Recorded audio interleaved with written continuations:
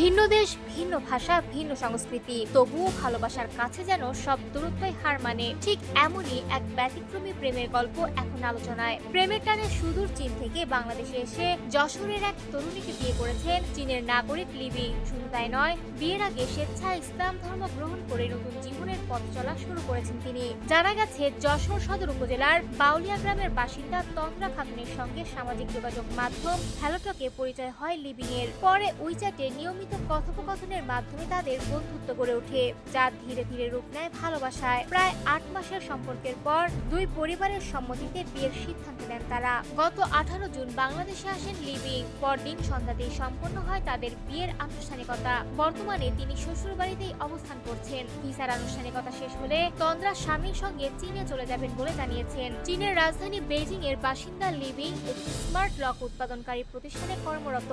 বাংলাদেশে এসে নিজের অভিজ্ঞতা জানাতে গিয়ে তিনি বলেন, তার স্ত্রী, শ্বশুরবাড়ির মানুষ এবং বাংলাদেশের পরিবেশ সবকিছুই তার খুব ভালো লেগেছে। তিনি বাংলাদেশের আতিথেয়তা ও মানুষের আন্তরিকতায় মুগ্ধ।